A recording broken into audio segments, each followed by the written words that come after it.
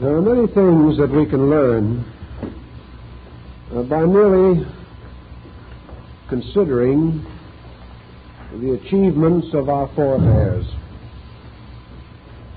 It is not difficult to make a new and useful application of some known and appreciated principle, but it is not easy to discover a principle. It is not easy to build without recourse to that which has gone before. And therefore we have a peculiar admiration for these basic thinkers of the race, flourishing in different times, without the facilities and advantages which we take for granted. We have to ask ourselves, how did they achieve these basic principles upon which all later knowledge has come to be built? There seems to be only one possible answer, and that is that there is a source of knowledge within the self, a power of reason to achieve a scientific exactitude, a power of intuition to apprehend the truth of a matter, even though this truth cannot be immediately subjected to scientific verification. We do not know precisely how the philosophy of atomism came into existence. The first atomist is probably not remembered at all. But from the Greek records, it is believed that the theory was first promulgated, at least in Western culture, in Phoenicia, at possibly a period prior to the Trojan War. This would probably mean, by general checking, that the atomic concept came to Greece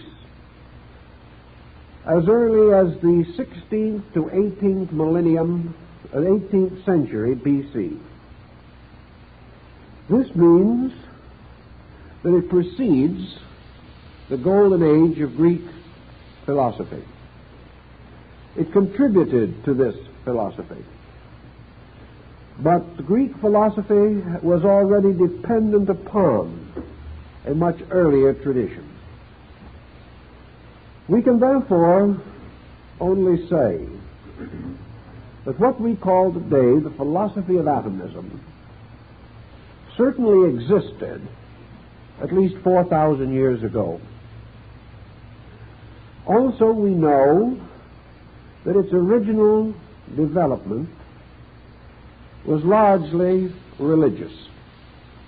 It was one of the religious convictions that gradually moved into the area of philosophy, and from philosophy in turn was taken over by science in the 17th and 18th centuries of the Christian era.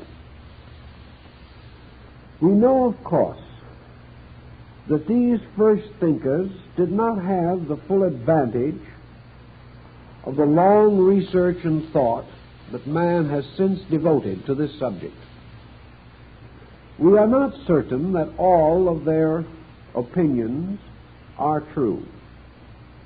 We suspect, however, that the peculiar integrity which enabled them to establish these basic concepts and hypotheses may also have given them some unusual intuitive grasp of the larger meanings which perhaps we are now ignoring.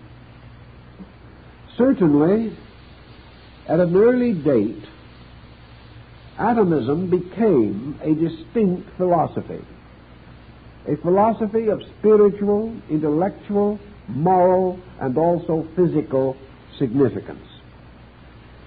With our new developments in the field of atomics, we may therefore contemplate the possibility that here again a philosophical and religious structure may ultimately be built upon a scientific concept.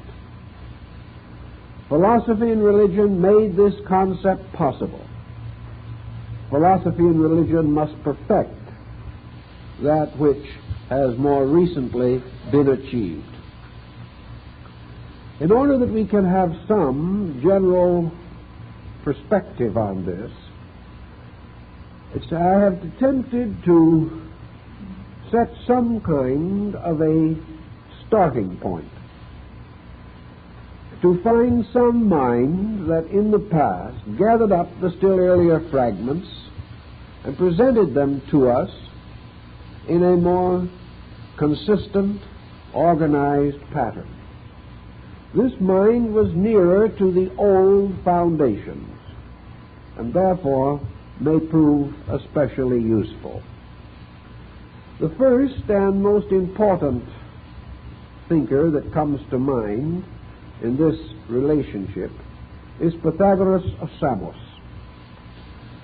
And I strongly suspect that he will ultimately be considered, if not the first, the greatest of the Greek atomists.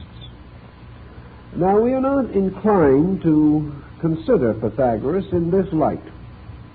We think of him more as a mystic, as a great contemplative thinker, strongly religious, and at the same time incorporating in his mentation many basic scientific disciplines and methods.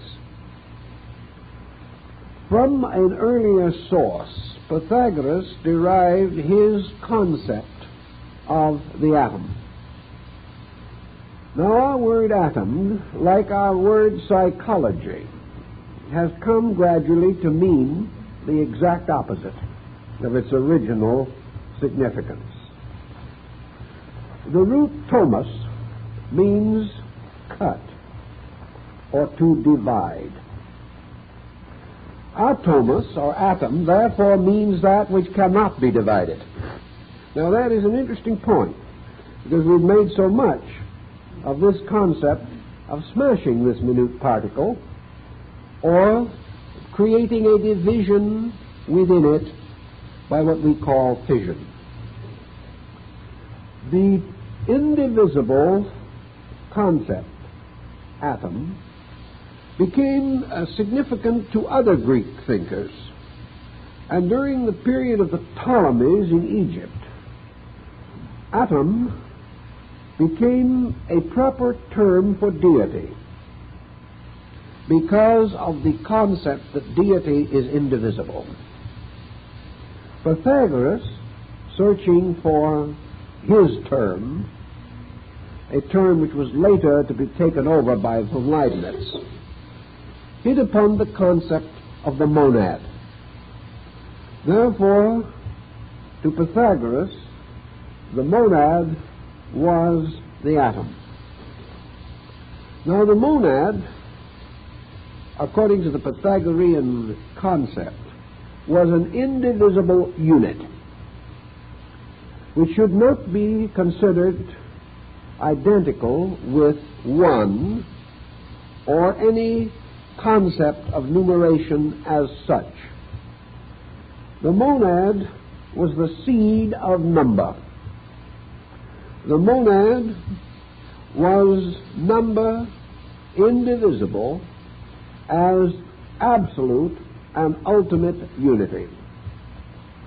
Therefore, in his thinking, the atom became the sovereign symbol of that which is essentially unchanging, inevitable, indivisible, infinite, and absolute.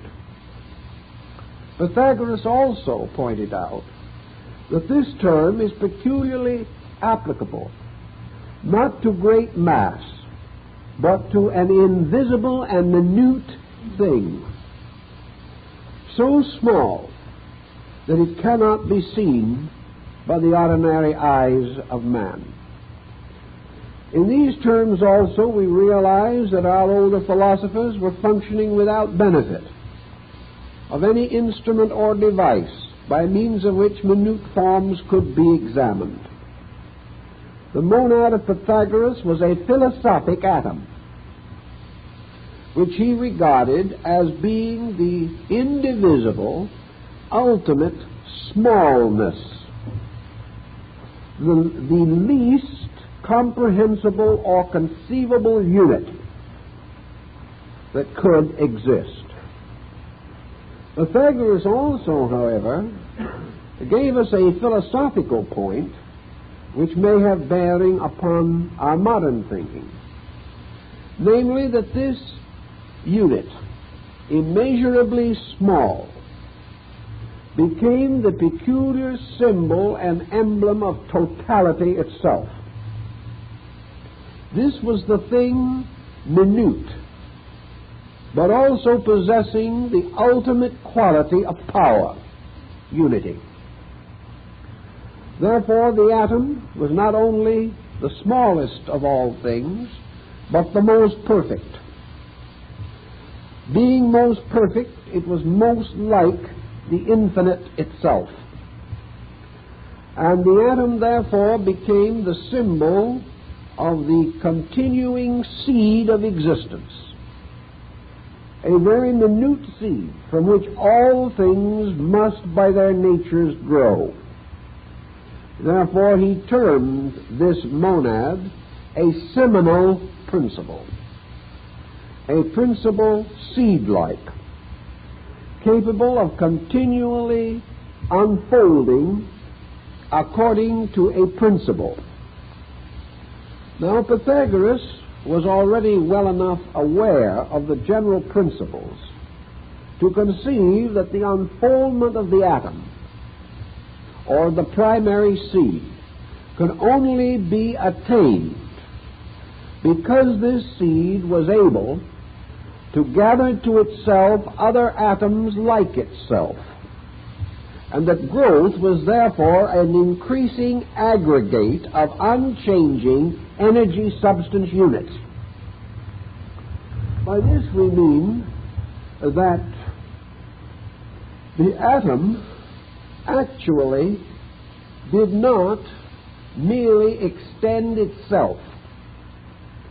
It exercised a kind of influence or force by means of which it attracted and repelled, attracting according to one nature and repelling according to another.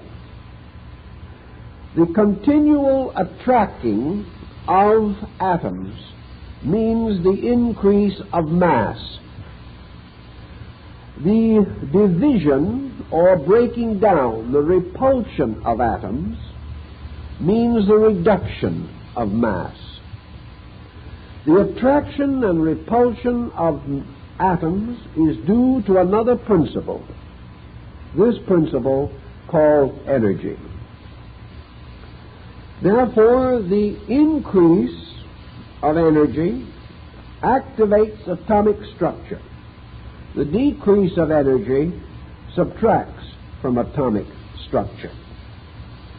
The moment two or more atoms are brought together, a change takes place, for out of this union is produced the foundation or basis of mass. Mass is no longer composed primarily of parts. Intellectually, it is a continually developing unit. Therefore, mass represents a new kind of structure. But this structure is also, by its own nature, monadal or unified. It differs, however, from the basic atom or monad in one particular. This compound is dissolvable. For all things composed of parts can be dissolved by the dissolution of the parts. when all dissolution takes place to its infinite degree, and nothing remains that is separable, that which does remain is atom, which is no longer susceptible of further division. The Pythagorean concept was taken over by Leucippus, a philosopher following Pythagoras and preceding the period of Plato and Aristotle. Leucippus had one or two further contributions to make. He was the first to point out that the universe itself could be divided into two essential qualities, conditions, or states. One of these he called ends, and the other he called non-ends. Ends is something. Non-ends is not something. That which is not something is nothing. That which is something must forever exist. And when all and every change has taken place in the condition of that which is something, it must be reduced to the basic symbol, something. And this basic symbol of something is atom. This was perhaps his most luminous contribution to our problem. He did not, however, proceed as far as another philosopher who preceded him.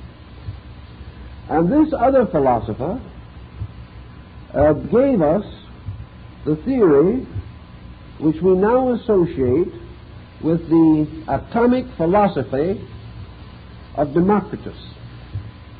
This philosophy has to do with the final organization of the entire concept of ends and non-ends. So we will try to get a pretty fair survey of this, for it is in turn from him that the Platonic and Socratic concepts of atoms gradually integrated to reach the highest condition or state which they attained in the Greek classical world. From that time on, the next most important change was brought about by the Arabian schools, largely vitalized by the early Jewish research in atoms, something we know very little about, generally speaking. But the work was hard progressed in that area. So we come back to the original concept of Leucippus, the existence of ends and non-ends, which now take the simple term atom and vacuum. Now, vacuum, of course, is obviously the non-ends. So existence itself consists of two primary qualities: atom and the absence of atom. Atom, having an existence, has to exist somewhere. This somewhere must also be an environment that is negative to the atom. If the environment was positive, the atom would be overwhelmed. Its natural procedures would be frustrated, limited, or distorted. The only condition in which something can achieve its own consequences without inhibition or limitation of any kind is vacuum. Now, at the present moment, we are not considering vacuum to be a particularly congenial environment. But perhaps we must also bear in mind that our ancient friends conceived these terms with a somewhat different usage from that with which we are familiar. In the thinking of Democritus, atom and vacuum have one quality in common: both are infinite. Atom is infinite in number. A vacuum is infinite in area.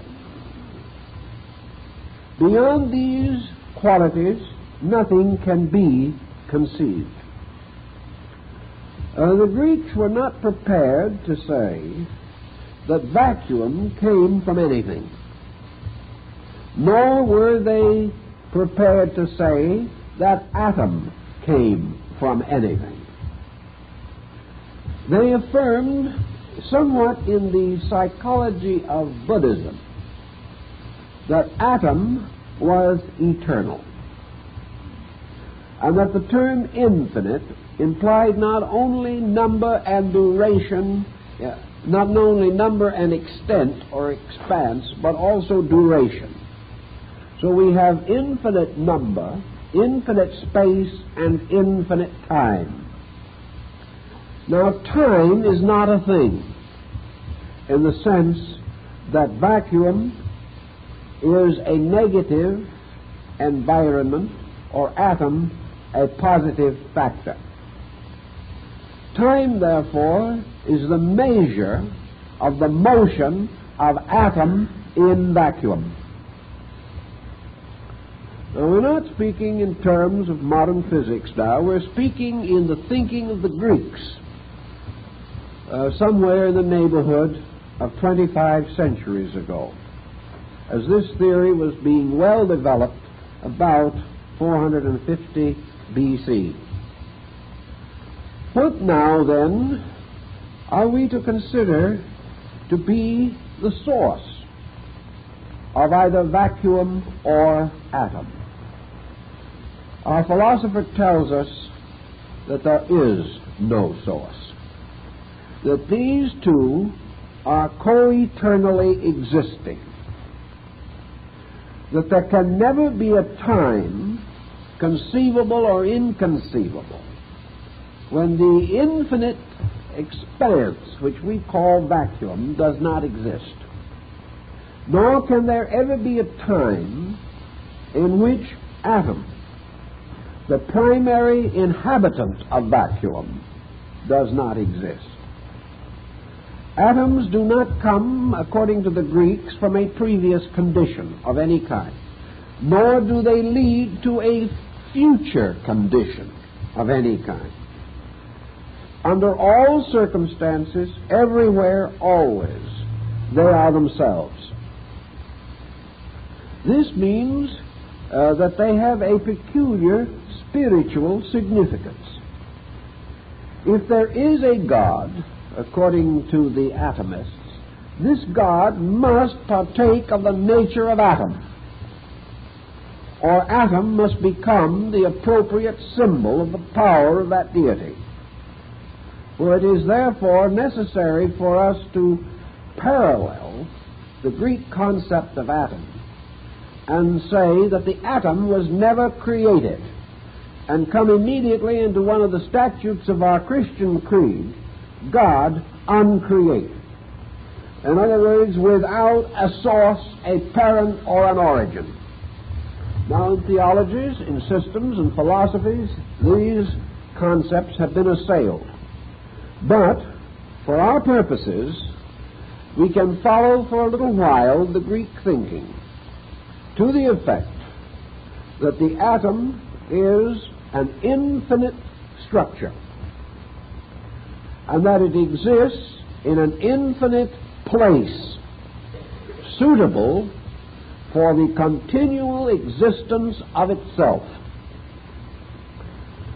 Well, you have now this infinite mass of minute units existing in an infinite area of potential. What now do we have to have in order to have something happen?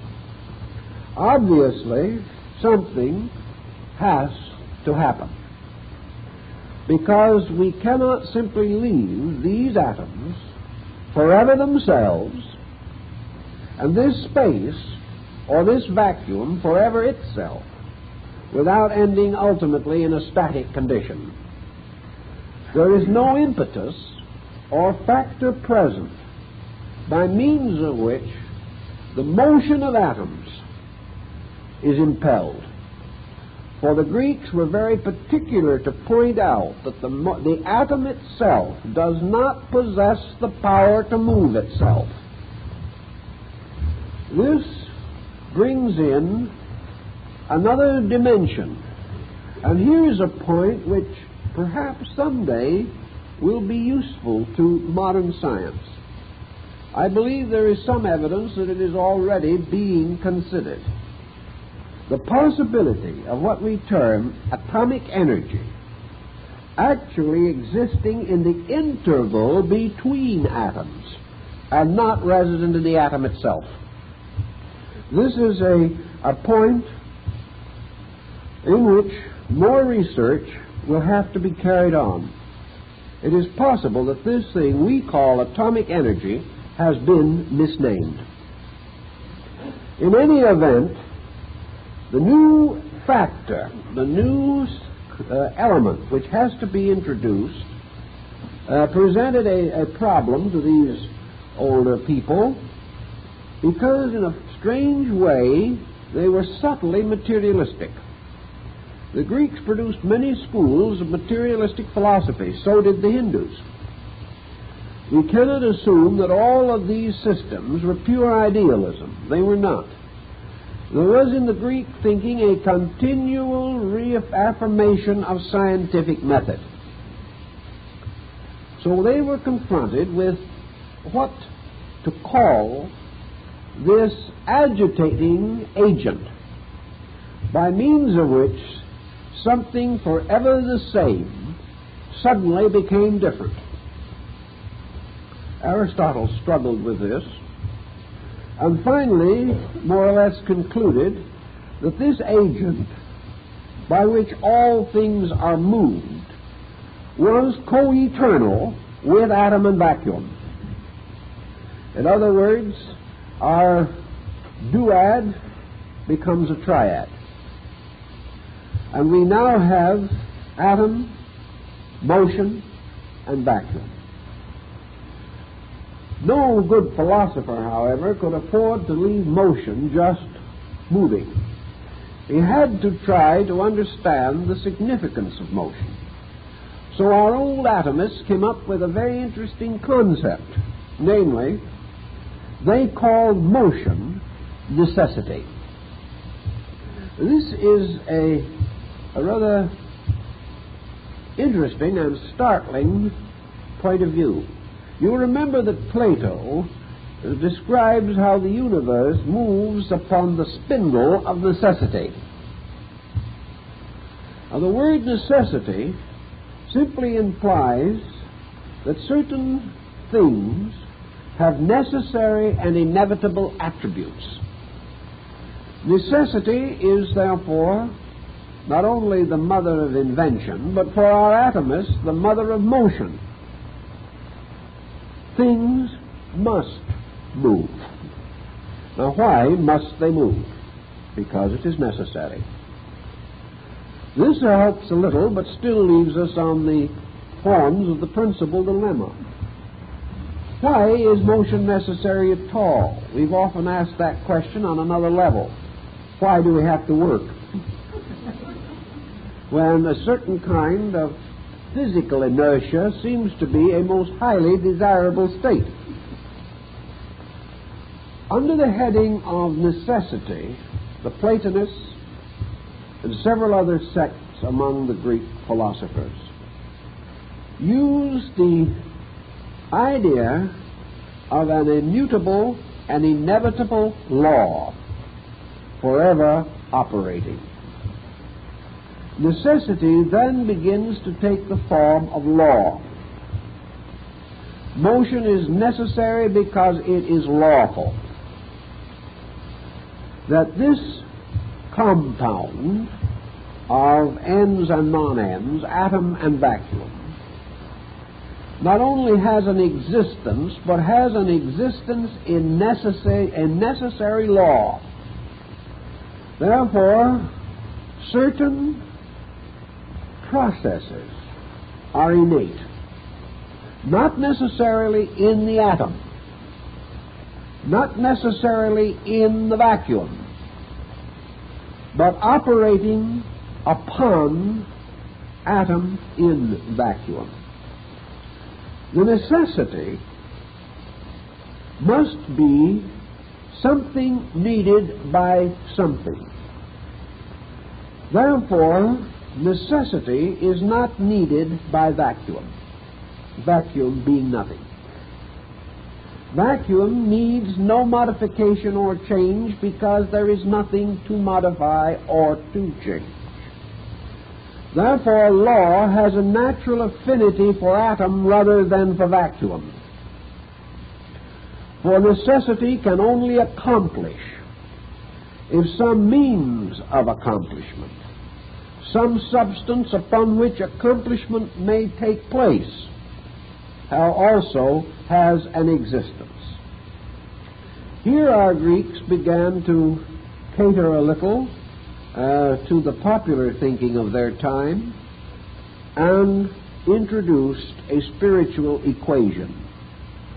We may say they did it reluctantly, even as modern science does it reluctantly.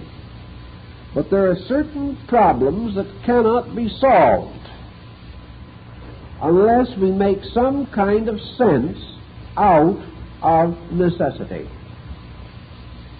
We cannot conceive of motion without a power called the mover.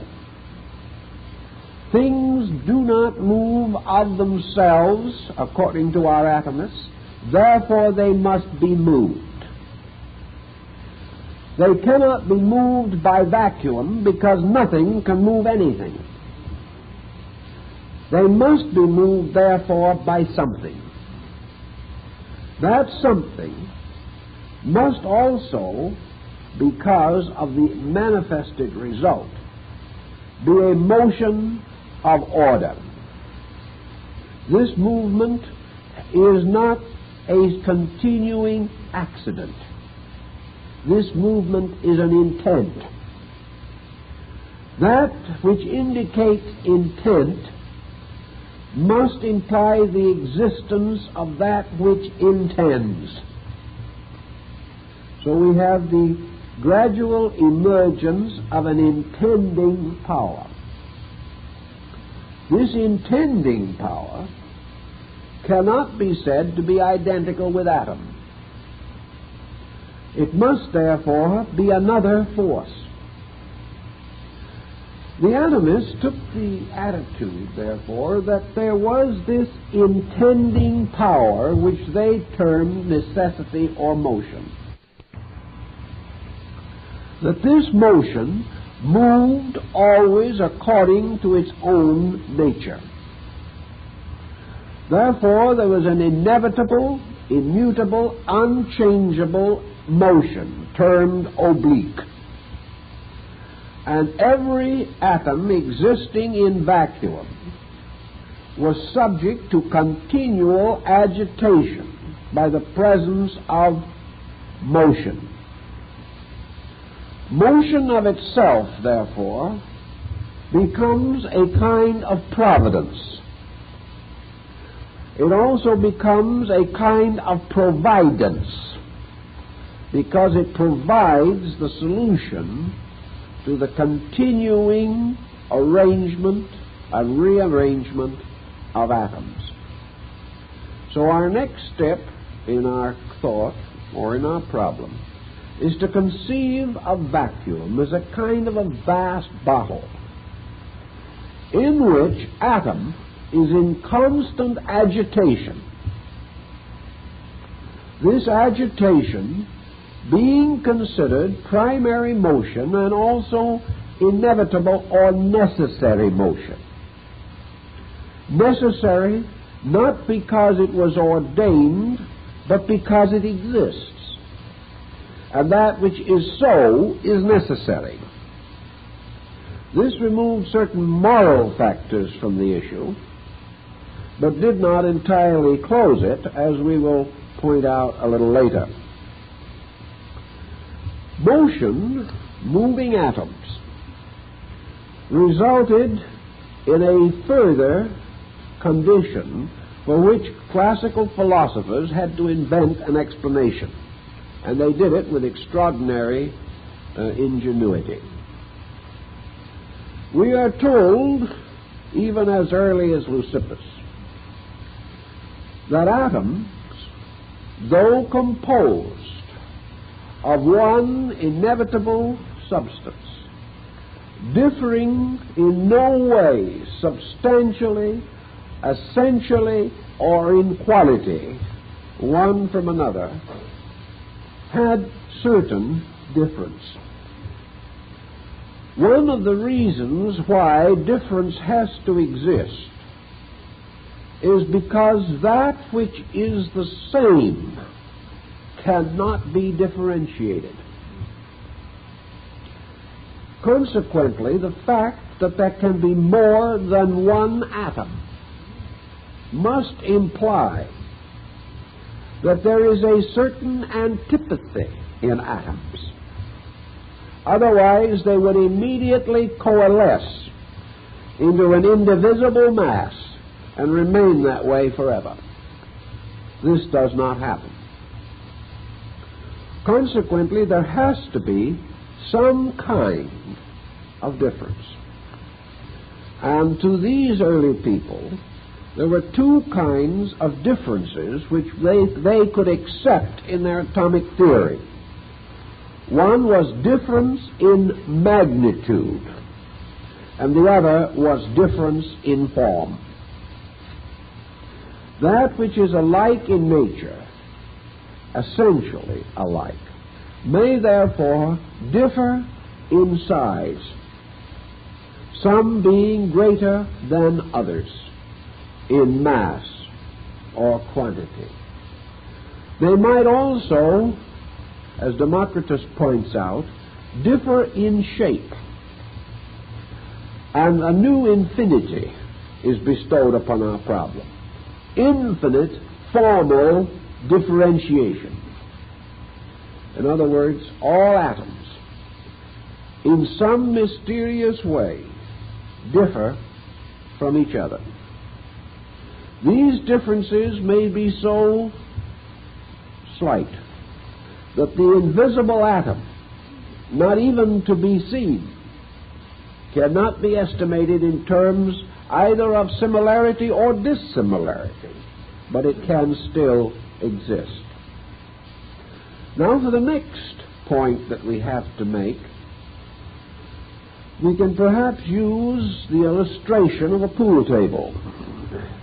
The pool balls have been racked and have been formed into a triangle. The first player, using the cue ball, strikes the apex or near the apex of the triangle of racked balls, causing this triangle to splinter into many different directions, each of the separate balls moving to a different part of the table before they stop motion. This, according to the Greek theory, would explain how an atom, here represented by the cue ball, coming into violent contact with other atoms, results in this breaking or smashing of an arrangement of atoms. In this case, however, the breaking or smashing is due to an oblique falling motion in which the particular atom we are using as an example strikes other atoms, separates from them, deflects those smaller or lesser than itself, is deflected by those greater than itself, and before it gets through, makes some of the finest billiard shots that you could possibly imagine. These atoms, moving therefore, are said to move eccentrically because their motion is impaired or conditioned or deflected by themselves in their interrelationship. Those atoms which by some nature are of a similar constitution, exercising a commonly cohesive principle, or, as Democritus said, by their shapes interlocking, begin the building up of mass. Mass results in the existence or manifestation of a new quality, and that is the attractive power of mass. And gradually mass, by its attractive power, gains momentum and causes more and more atoms to be drawn into the orbit of an increasing mass. The result of this, said our Greeks, is the creation of planets. Now, we are not ready, perhaps, to assume that early this was contemplated, but actually it was. Now, the Greeks, trying to explain the different kinds of things that come into existence from the same basic aggregate of units, also make use of a principle derived from the Pythagorean pattern. If you take 5 toothpicks and lay them side by side, you can contemplate this little arrangement in 2 ways. You can say of these toothpicks, here are 5 one toothpicks. 5 single toothpicks. Or you can simply say, this is 5. Now, 5 is not identical with 5 ones. It is a new concept. It is a new existence, because 5 ones are separate things. The 5 is a unity composed of 5 parts. So the tendency of the mind is forever to conceive number in terms of unity.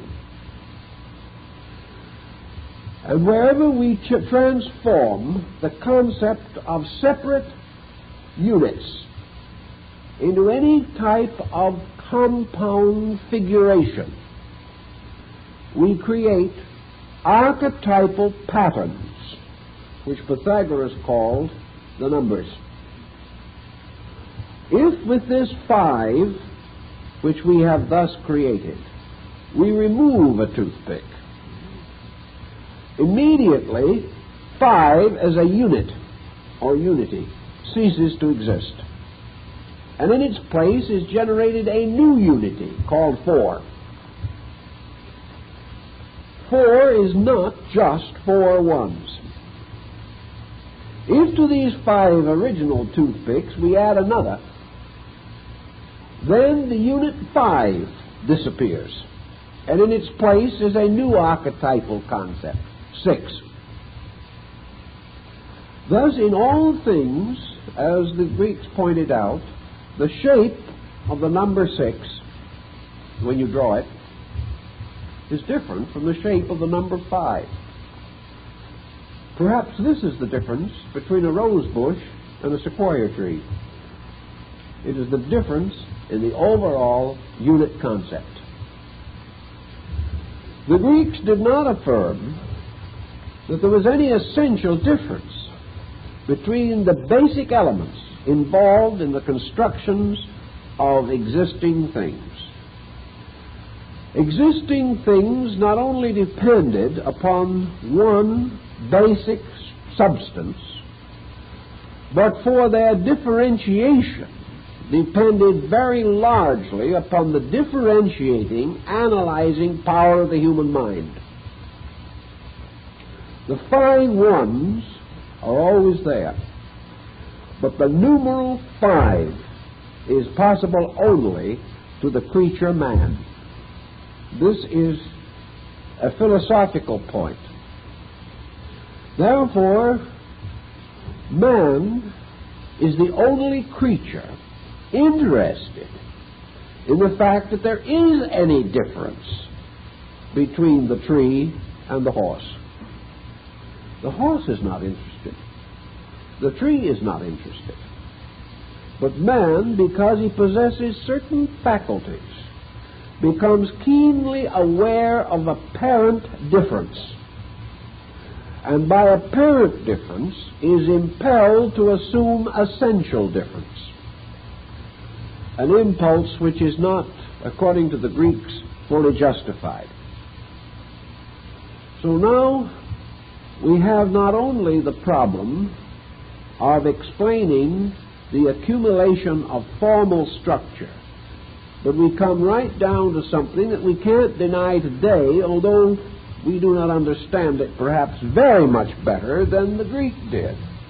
Namely, that something, they call it the atom, is the common denominator of everything that has an existence. The only thing which is not included among those things over which the atom exercises this common denominative power is vacuum. Consequently, it makes no difference, as Leucippus himself pointed out, whether you are referring to water or fire or the human body or the emotions of man or the coloring of flowers. It makes no difference what you refer to. All of these things are composed of invisible, minute units that cause difference not from their substance but from their arrangement. And consequently, everything that exists is a structure built of single blocks, and these blocks are atoms. Now, it is rather interesting that a thoughtful person 25 centuries ago came to that conclusion and remained true to it, because in those days there was certainly very little to build this upon. One early thinker has suggested that the whole thinking came as the result of allowing a handful of sand to run through your fingers. That perhaps this was the clue. And the gradual recognition that by mixing certain cements with this sand you could create permanent blocks that could be used for various purposes. So we have the sand, we have a foundation or a space waiting for the blocks, and we have a cement. And this cement, in this case, is essentially the principle of continuing motion. The Greeks also held that all of these structures were in continuous change, but that this change was so gradual that it was not noticeable, but that in time every form or structure, even the most permanent things in nature, would be totally altered. Therefore, all things are in a continuous state of increasing atoms or losing atoms. All growth, progress, enlargement, or expansion implies the increase. Where this fails, decrease is inevitable. Democritus tells us that man replenishes the body by inhaling atoms, and that the moment the respiratory process ceases and new atoms are not taken into the system, death is inevitable. That life is therefore the continual replenishment of the atomic units from which the structure of man is composed. Now, we probably don't agree in everything with this, but it was pretty good thinking for its time. And someday our so-called very good thinking is going to look just as imperfect, because we are a long way from the ultimate solution of even the common problems that we are working with on the level of physics today, particularly in the area of nuclear physics. This brings our Greek to the next situation. We have another factor in all things besides form, growth, diminishment.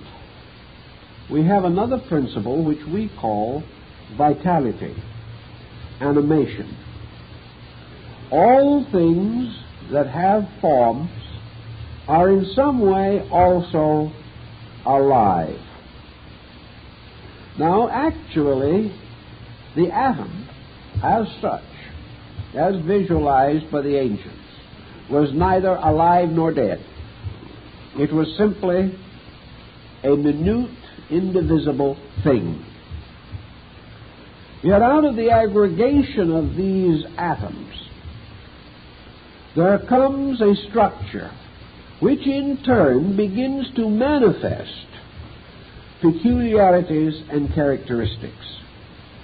In some of these structures, as in the bird, we find the magnificence of flight. In others, as the plant, wonderful shapes and forms and patterns with magnificent color. We also find that these forms, composed of atoms, develop the power of propagating themselves. And this became quite a serious matter. For although the Greeks were perfectly willing to recognize the building of the new body as merely a repetition of the process of the integration of atoms, they were still up against many very difficult situations upon which to build solutions. So, Democritus tells us of another thing, that what we call mind is also an aggregate of atoms. Emotions are aggregates of atoms. Dreams, which we consider fantasies, are temporary aggregates of atomic patterns within the mind. That any form of any kind which can be conceived or imagined, visualized, or brought into existence upon any level of awareness, subjective or objective, if it has an appearance, if it can be differentiated from nothing, it must be something. And if it is something, it is atoms. The next concept that came to these people was an early realization that no matter how materialistic you might like to be, there is something different between bodies and souls. Now, this was a rather difficult one. Souls and bodies could have one common denominator: atoms. This was not too difficult because atoms being invisible anyway, they might aggregate in one way to form a visible structure, and they might aggregate in another way to form an invisible but equally real structure. So our Greeks tell us that a form, which is an aggregation of atoms, may be either visible or invisible. It does not have to be visible. To say that all forms must be visible is to deny the fact that the atom is a form and that this form is invisible. Therefore, being invisible in itself, that which it produces may likewise be invisible. But what is invisible? Invisible is not something that has no form.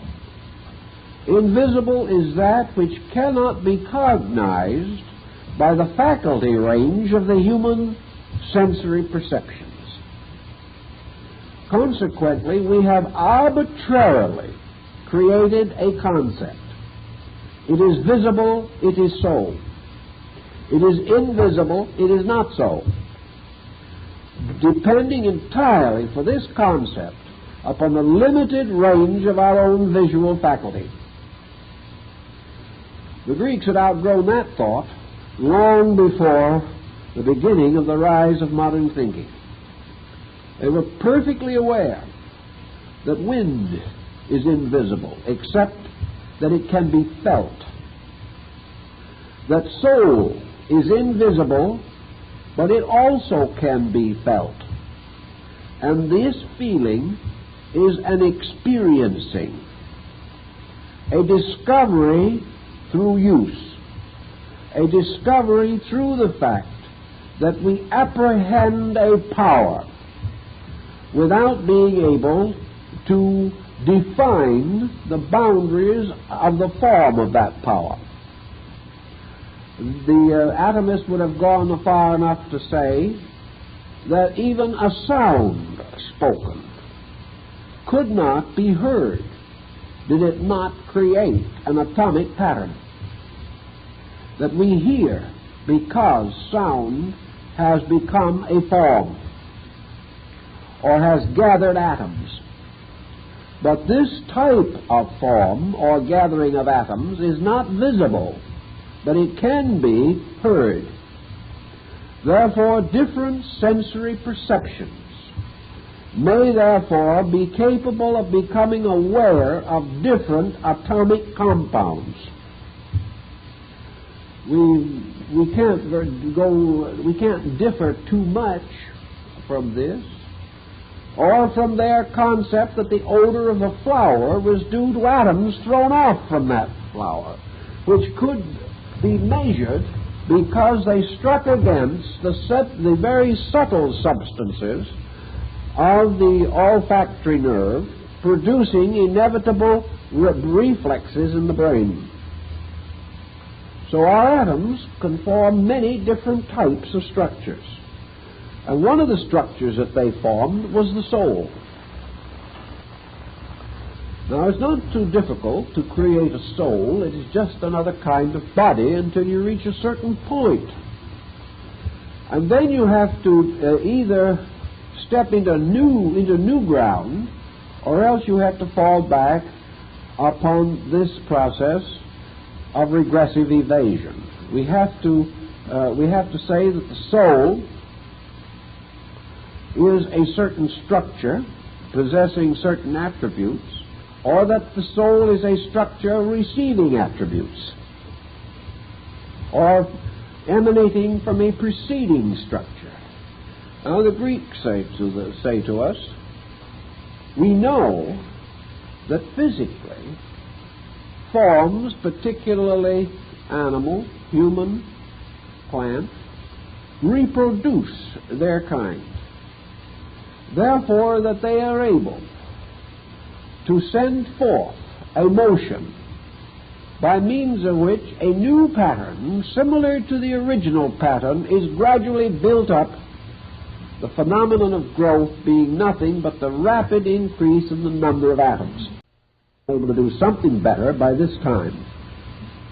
The other concept was that if the soul is a structure composed of atoms, that it is quite conceivable that these two structures can exist in the same place at the same time, and that they are also capable of separating and returning to each other. That whichever form, as Pythagoras says, is the more subtle, must permeate that which is less subtle. Socrates uses a rather common concept of this and has since been very popular. Namely, that you can fill a glass with sand, and when it is entirely full, you can then take a cup of water and pour that into the glass. The reason being that we are working with two different groups of atomic structures, one of which can penetrate the other, only for one reason, as Democritus also pointed out, and that is that in the atomic structure, the atoms, though forming a mass, actually do not constitute a solid.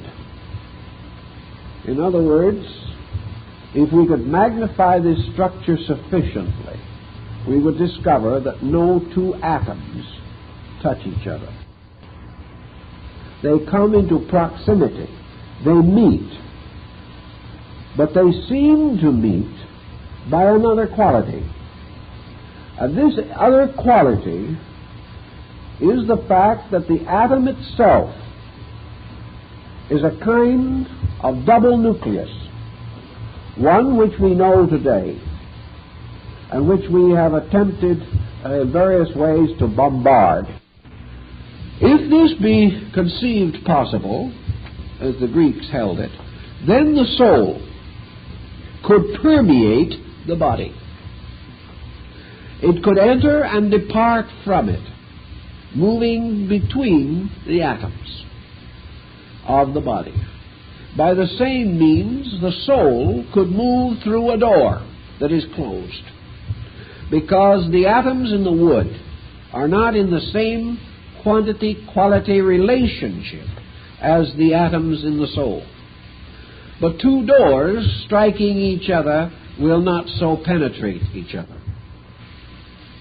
Consequently, the soul has a power of approaching and moving into unity with substance.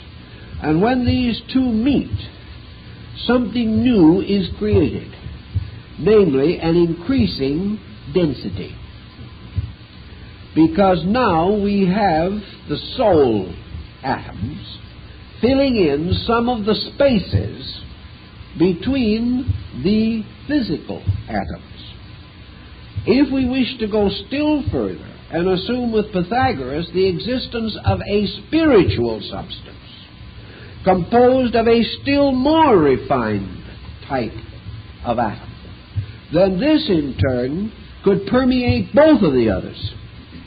And we would therefore be capable of having in one place three atomic structures united in one compound, the parts of which might be referred to as spirit, soul, and body. Out of this type of philosophizing also came the problem of immortality. Immortality, to the Greek atomists, was very difficult to explain in terms of a universe composed only of atoms and vacuum. They did go so far, however, as to be a little dogmatic, and after all, you must defend your principles if you believe them. And they decided that if there were such places as heaven, earth, and hell, they were obviously composed of atoms. That heaven was built up of some kind of an atomic aggregate, less visible, more subtle, but no less factual than the physical earth upon which we walk. And of course they had us all, and they always have had us, on one point. Namely, if this mystery could produce the earth, it can produce almost anything else. So it's only a degree of the incredible that we have to deal with. Also, if there were these regions in space, they were not essentially different from the elemental or elementary disbursements on the earth. There are vast regions we call ocean, most of which have never been explored. There are other regions which we call mountainous, still others that we call level plains or valleys. There are elements of air, of water, of fire, and of earth. and these are all present in the mysterious compound of nature. Most of these elements are comparatively invisible, except in very large aggregations. But if there can be a world of water and a world of air, there can also be a world of ether, a world of mysterious regions extending around us or even permeating us. The Greeks went so far as to speculate that many universes, all composed of atoms, but all keyed to different vibratory core motions, could exist in the same place at the same time. That the distance from here to some other order of existence might not even be measurable in any interval whatsoever. As we move our hand through the air, we may be moving it through the palace of the king of an invisible world. We do not know, and we still don't. But if we must go on with this speculation, and the Greek felt he had to, it then came to his conclusion, or he came to the conclusion, that the invisible universe of gods, of demons, of spirits, of any kind of religious being, that these could only be other forms of atomic compounds. Now, what the Greeks called the gods, according to Democritus, were actually beings composed of atoms, as man is, but more subtle. Because more subtle, more refined by nature, for this reason also more erudite, more intuitive, more mystically aware, and because of having a finer nature, being capable of permeating or penetrating other things, but other things, being of a grosser nature, could not penetrate them.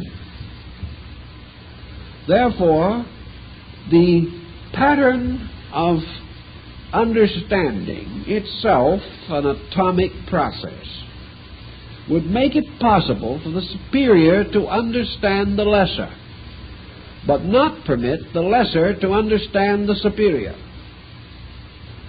Therefore, the individual lacking the refinement, which we might even measure in terms of brain cell structure, is limited in his possibility to comprehend, whereas another creature with a more finely organized atomic structure might comprehend him. This being the conceivable situation, what then is the power of the gods in the thinking of the atomists? The same kind of power that would be available to a most venerable and learned person who, having exceeded all worldly insight, all knowledge such as we may possess, was able, because of finer organic structure, meaning atomic structure, capable of a superior consciousness existence, and abiding in a region or place more subtle than our own, and therefore incomprehensible to us. This did not mean that the atomists assumed that this superior being created the earth.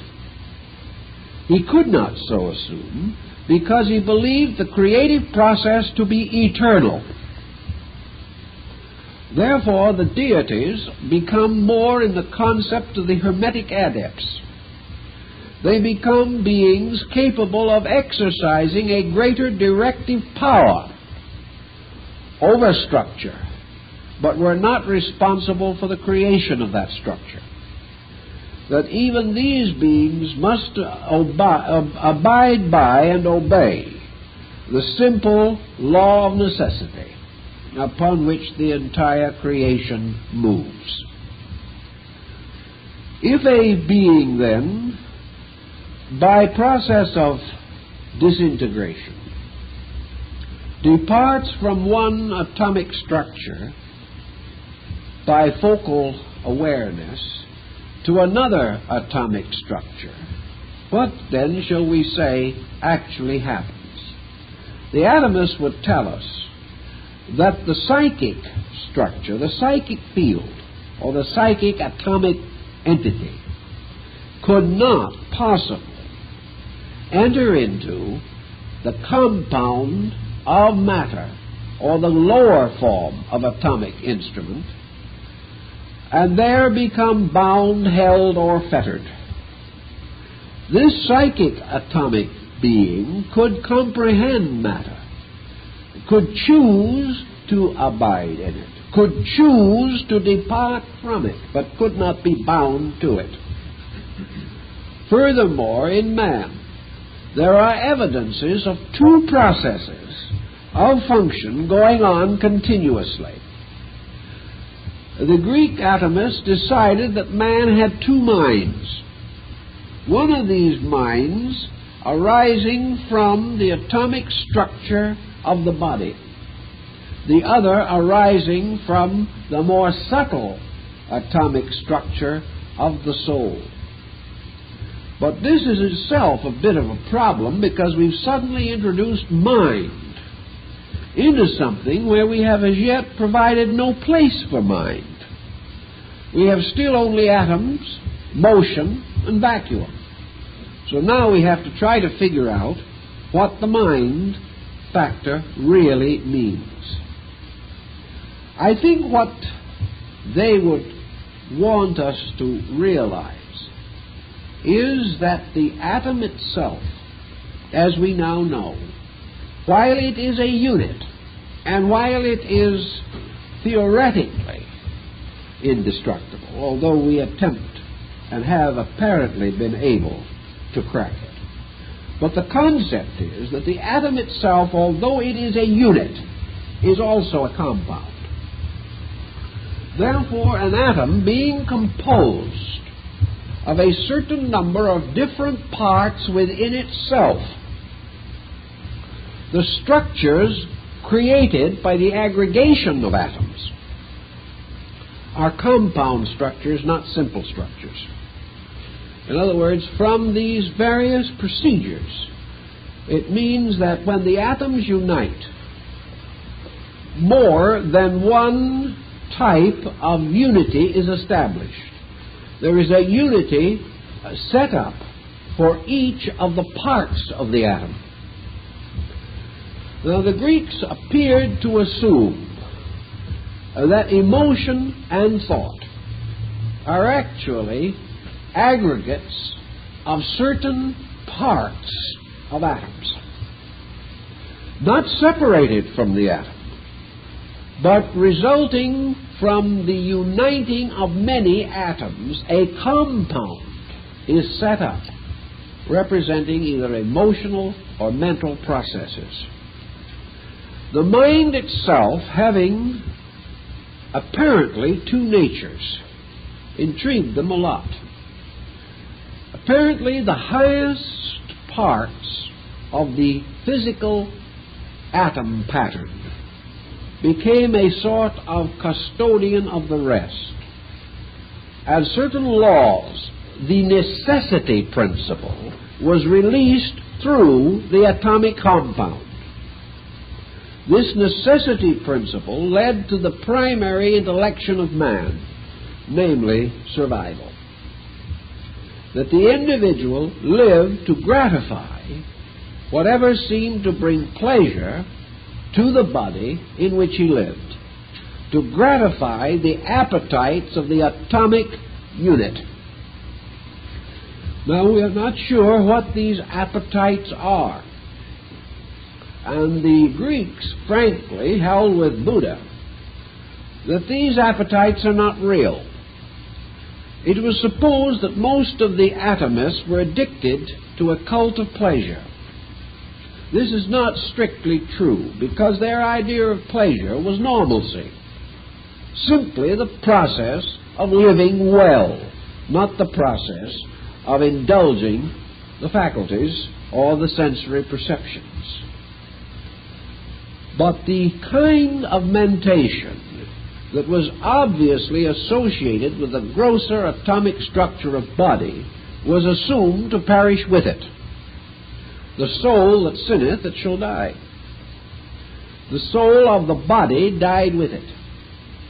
But the Greeks also recognized that there was another kind of soul, a being living in a region of its own, that by necessity, again, this soul came into a certain fraternity with body. But the purposes of this soul were not essentially body purposes.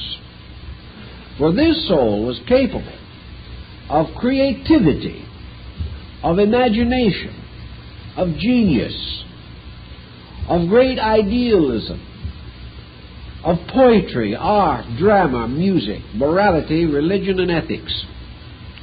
That this soul could ponder imponderables, that it could reach out as the only creature that we know that is truly concerned with its own destiny and is conceivably willing and able to cooperate in the attainment of destiny. This soul, therefore, was believed to be simply another person, a person of better character and nobler purposes.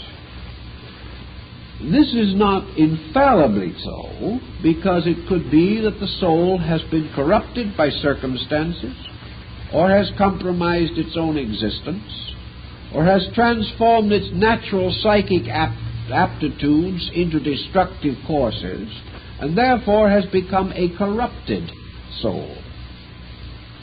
But normally speaking, the soul was regarded as a friend of the body, therefore brought into communion with it, but not dependent upon it for either its insight or its inward life. The soul, naturally existing in its own condition, was therefore a contemplative body, which could survive without the support of body, physical body. But the physical body could not be purposeful without the cooperation of the soul. Yet the body could survive under certain conditions, separation from the soul. But if it did so, it became an idiot, or a thing without any inner psychic guidance. This also then brought into a new concept the Pythagorean theory of monad, namely that body, being composed of a mass of minute units, ultimately attempted to affirm its own archetypal unity over the total.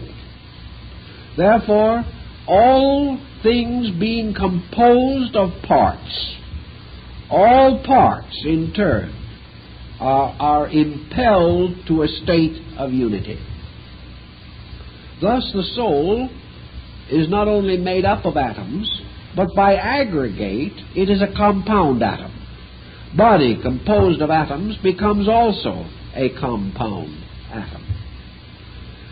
The moment the body or the soul or any unit becomes a complete atom, or is united to form a total unity or a monadal existence, this complete unity, or the new atom, the mass atom, now reasserts its original condition, namely that it exists in vacuum, that it is atom, vacuum, and motion.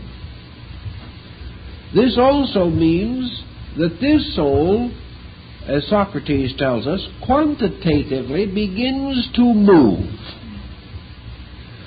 And according to its nature, it moves into proximity with other atoms, compounded like itself.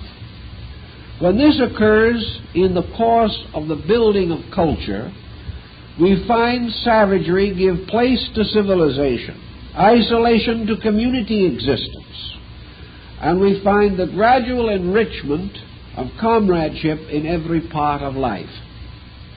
Further than this more or less accidental or incidental relationship, however, is that this compound, moving obliquely, like the atoms of which it is composed, begins to move in an ascending arc. An ascending arc, in this case, has one essential difference from a descending arc. Things falling fall precipitously, and striking other things, shatter them or scatter them, as in the case of the pool balls. Things ascending, however, move slowly. Their motion is less rapid, and the confusion of the descending object and the probability of the ascending unit striking or disintegrating other units is lessened. Consequently, to the Greeks, this oblique ascent meant that gradually the ascending soul moved out of the area of the falling atoms and came to a state of comparative rest. The ascension of soul, therefore, was an infinite movement upward in an infinite vacuum, going on and on and on. If the motion is only in vacuum, then quality has to have some other explanation or some other interpretation. The only other possible interpretation is that this compound atom differs from the primary atom in one respect, namely that it is now composed of an infinite number of parts.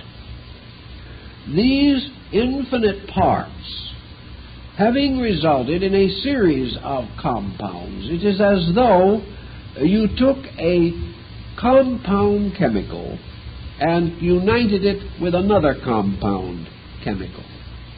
In this case, you would increase the compound elements. Out of this increase by compound, in which a number of different patterns react upon each other within the structure itself, there arises what the atomists call friction. This friction, in turn, becomes the basis of a certain, not psychic consciousness now, but the releasing of the fire principle in the atom. They were quite definite as to what this all meant, and to them this began to explain what you might term the spirituality of the atom.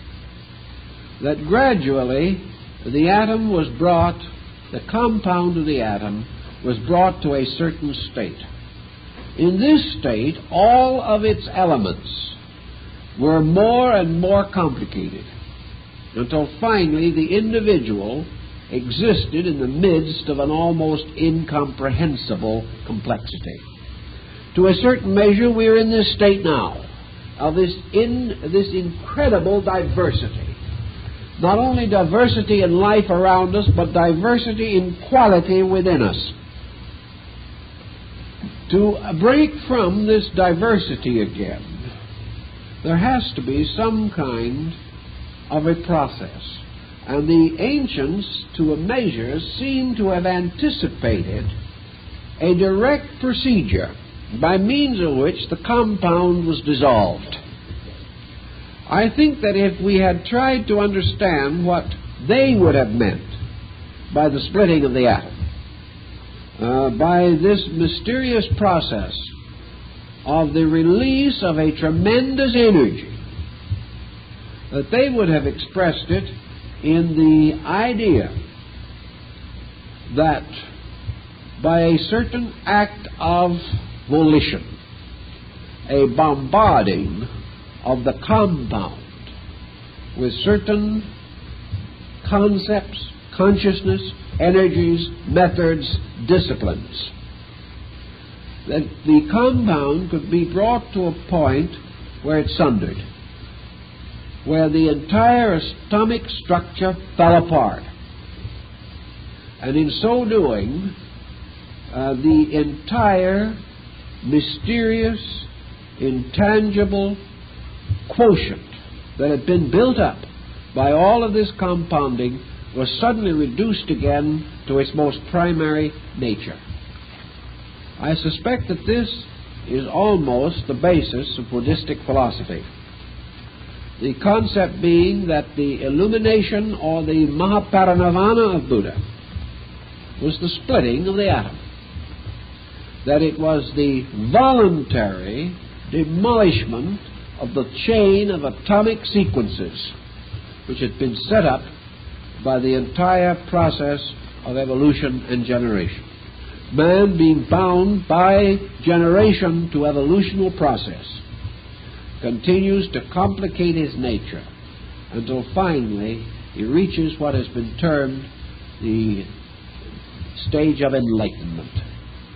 Now, in the description of the transfiguration of Jesus, or in the description of the crucifixion, or in the case of the illumination of Buddha, and again, in the ultimate consuming of Buddha at the time of the great decease, or the end of life as represented and unfolded in the Dhammapada, we have always the same story.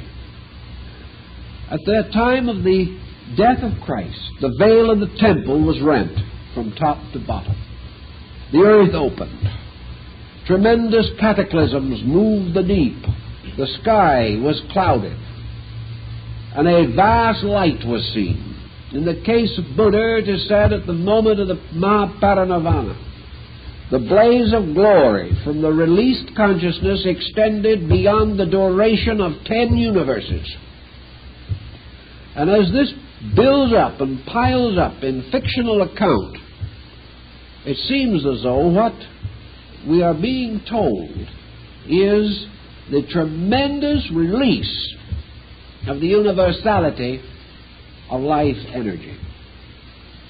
That this release, in a sense, is not the reduction of the atom or the destruction of it, but is the sudden and instantaneous reversal of the entire process of atomic structure and structural building.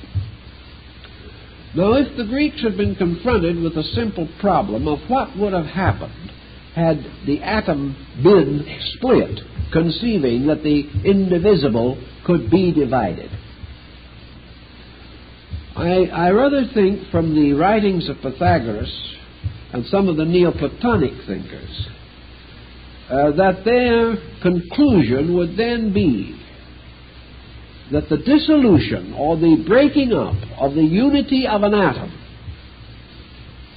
would and would have to be the greatest consternation that could exist in the universe, for the reason that in this there would be the transition between ends and non-ends. If in an instant the energy of being, even of the most minute being, is suddenly and instantaneously released in vacuum, this would represent the most terrible combustion of which the human consciousness can conceive, because it would be the sudden annihilation of a thing. If this annihilation was voluntary, as in the Parinirvana, it meant the return of the being to the state of pure life. In the case of the atomic thinker, among the older people certainly, it would represent the sudden revelation of the total potential of this mysterious thing called the atom. Now, the atom, according to the Greek, had no peculiar qualities of its own. Vacuum had no peculiar qualities of its own.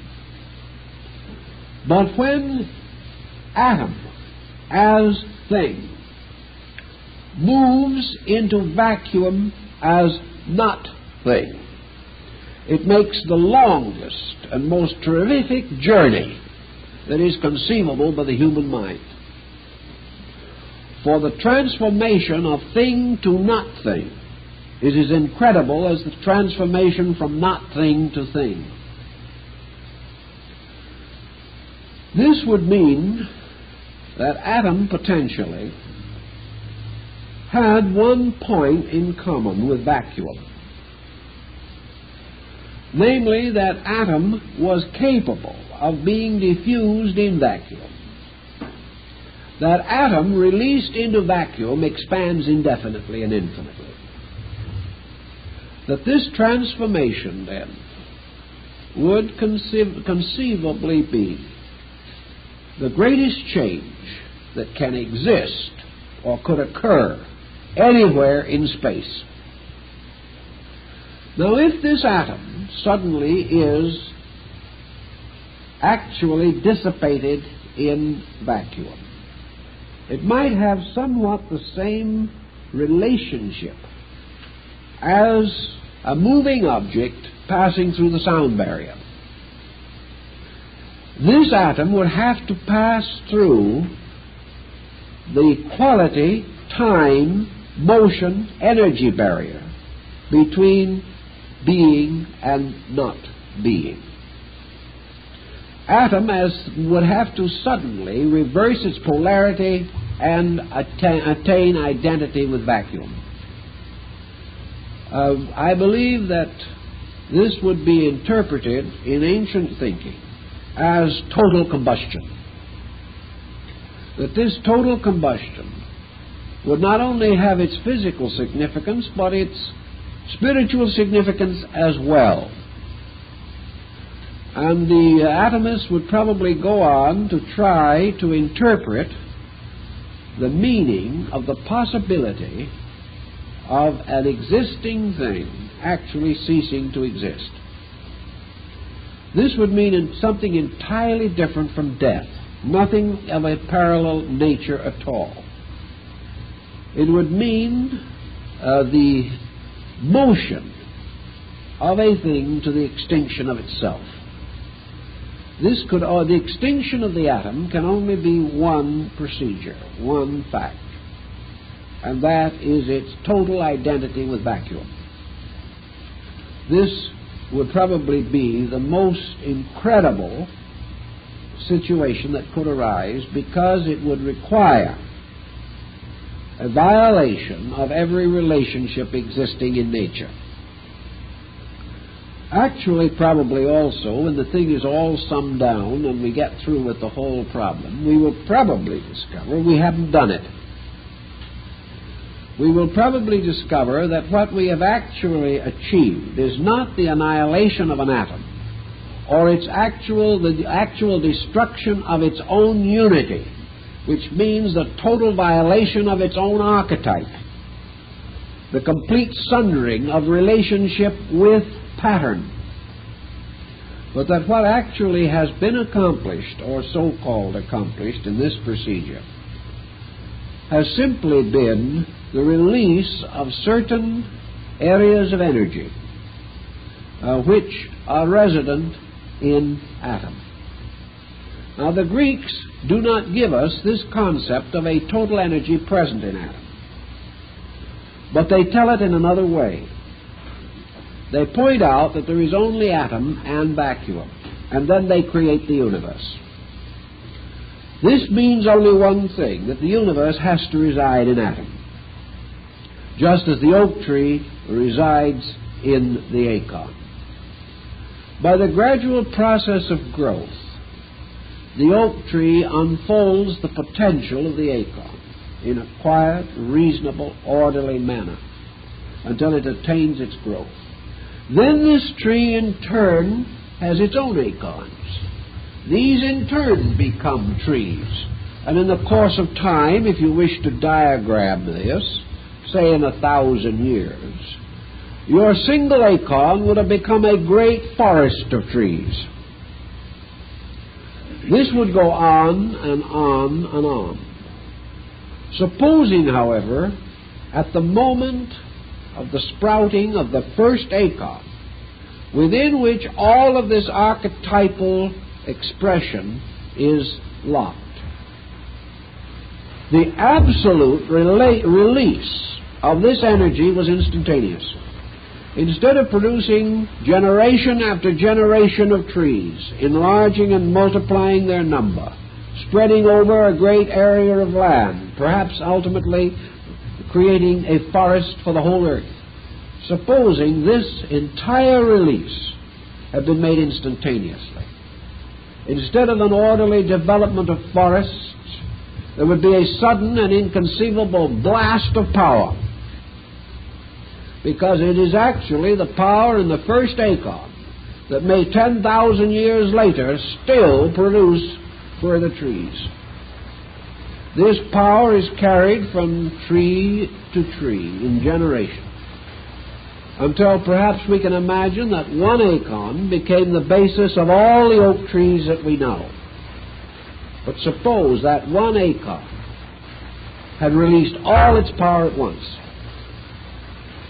There would have been no oak trees as we know them.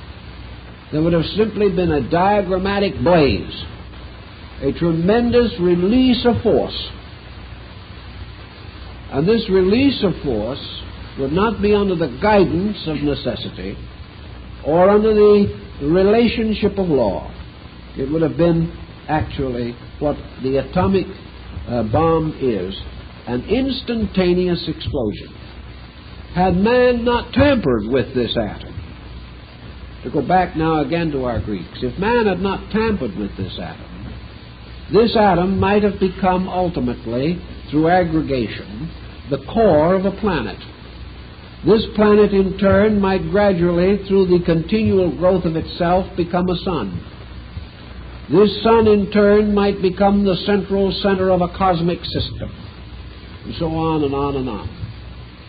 But suddenly, the power of this atom to grow or to release energy was released instantly. Therefore, we have this tremendous instantaneous growth.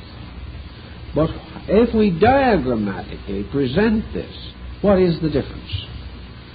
The difference has been that the energy has been released too rapidly to permit the function of growth. Therefore, instead of expansion, we have explosion.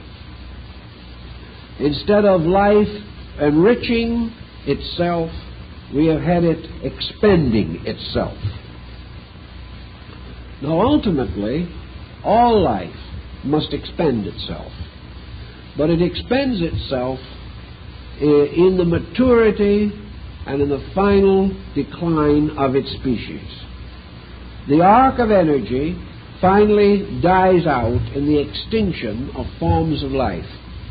But in this case, this breaking of the patterns was a sudden release of energy. Now, it wasn't total, because I'm firmly convinced that the total release of the energy of a single atom would constitute not less than a complete solar disaster. In other words, it would take the solar system with it at least. This is only a relative degree, only a slight degree. And I am further convinced that beyond a certain degree, the processes used by man cannot operate. That it is quite impossible for man to explode or release the total potential of the atom. But that it is possible for him to do what he has done, we cannot deny. What follows? What is the result of the sudden release of the life of an atom into the field of vacuum? Is this the thing the Greek never really understood? is the ultimate end of all atomic compound to be a dissolution by which a kind of overcharge is poured into vacuum. Does all atomic activity ultimately result in the change of vacuum? Does vacuum gradually alter its own nature? All of the atoms return to their own existence, but by the process of gathering, accumulating, building, finally dividing, and disintegrating their compounds and returning back into themselves, is this motion producing something else in vacuum? The Platonists believed it did, for they believed that the world soul, the psychic nature of existence, was built up from the constant overcharge from the atomic action into the field of vacuum, and that there gradually rose in vacuum another dimension or another factor. And this factor was the total psychic energy of the universe. And out of this factor arose what Socrates called the good, the power by means of which the infinite repetition of atomic experience resulted in the shift from the concept of necessity to the concept of morality. That first the necessary required all things. Ultimately, the good provides all things. So that the energy cycle of the atom does not exhaust itself by infinite repetition, but in this process a plus factor is added through the cycle of growth. This plus factor continues to build a plus that is not another kind of atom primarily, but an energy or an essence. And that this essence is the secret of the ultimate release of life from the endless repetition of the atomic cycle sequence. So this is the basic thinking of the Greeks on the matter. And now that you thoroughly understand this, we will then prepare ourselves for an Asiatic evening a week from tonight. Thank you very much.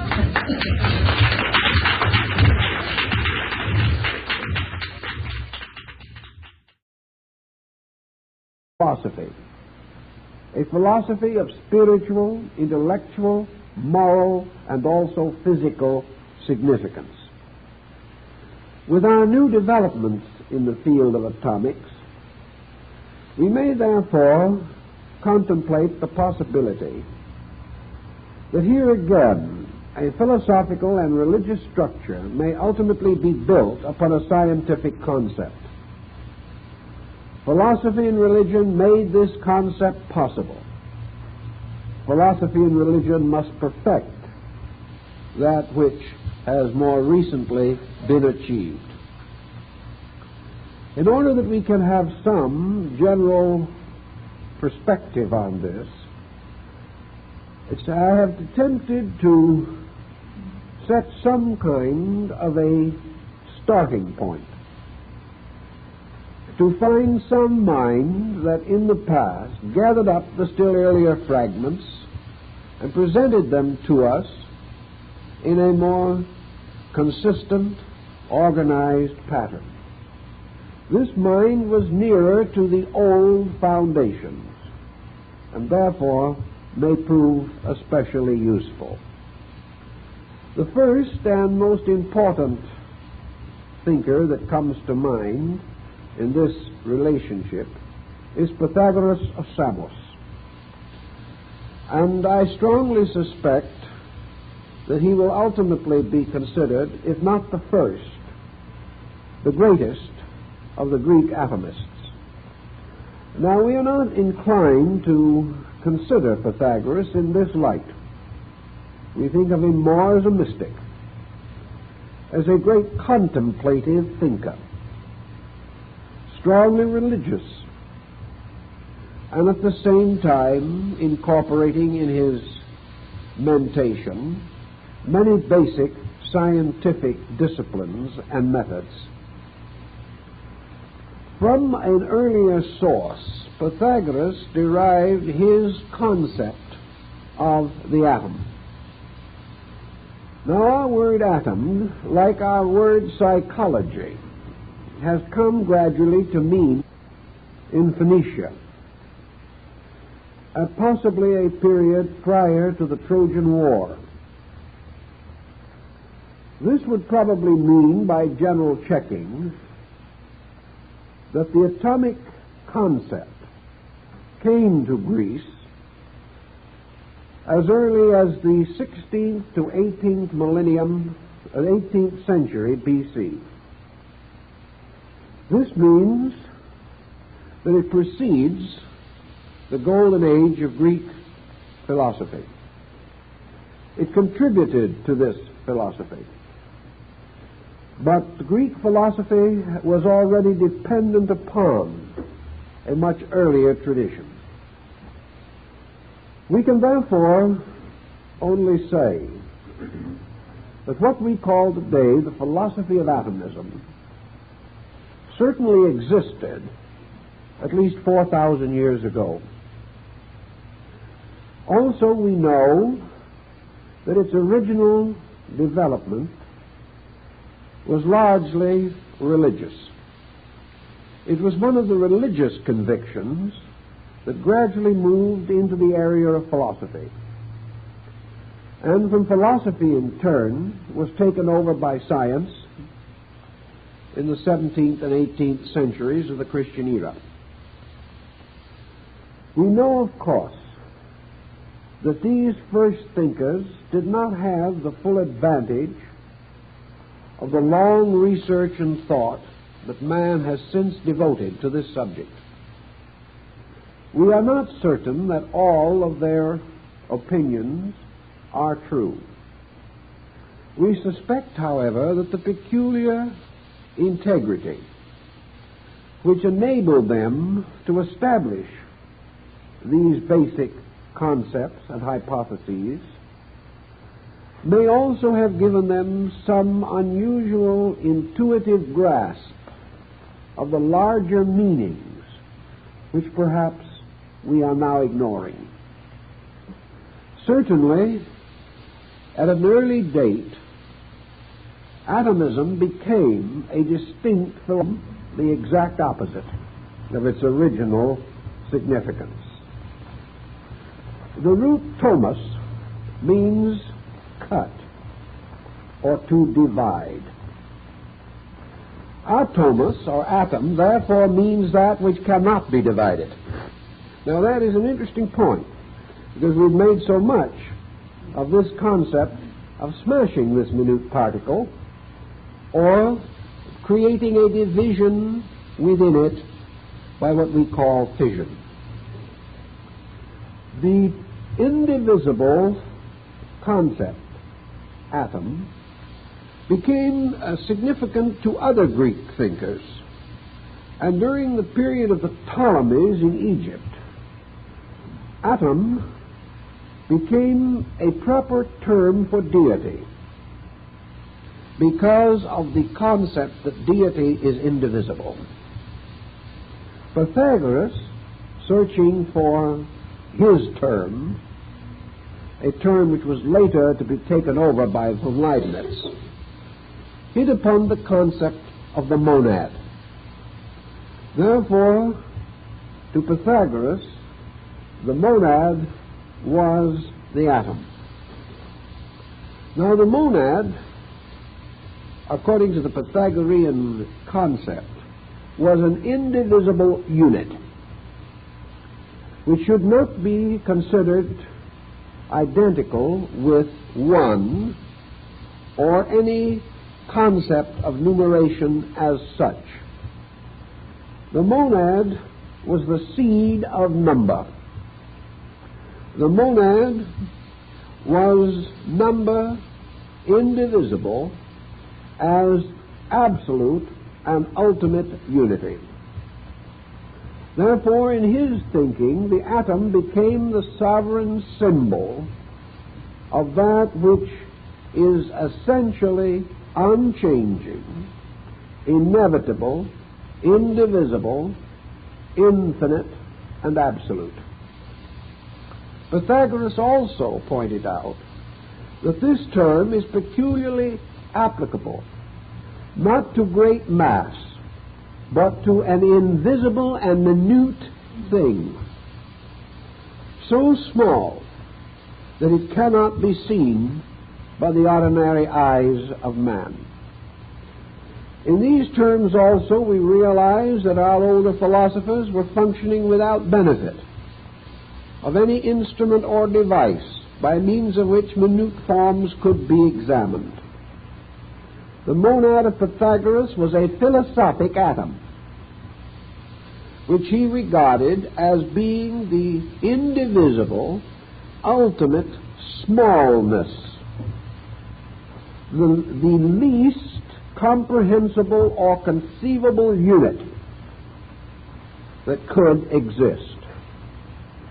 Pythagoras also, however, gave us a philosophical point which may have bearing upon our modern thinking, namely that this unit, immeasurably small, became the peculiar symbol and emblem of totality itself.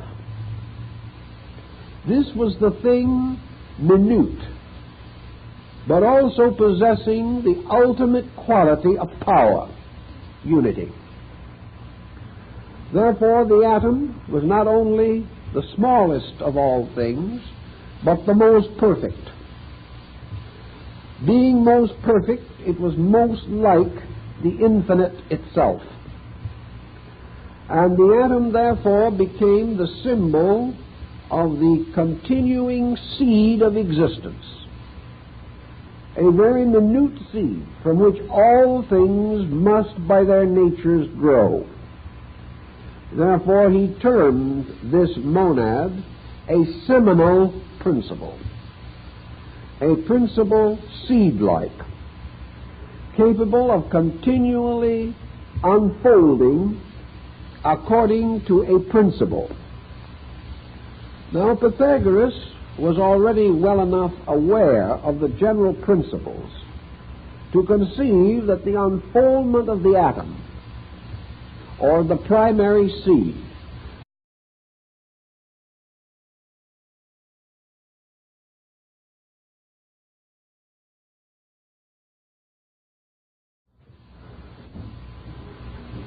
there are many things that we can learn by merely considering the achievements of our forebears. It is not difficult to make a new and useful application of some known and appreciated principle, but it is not easy to discover a principle.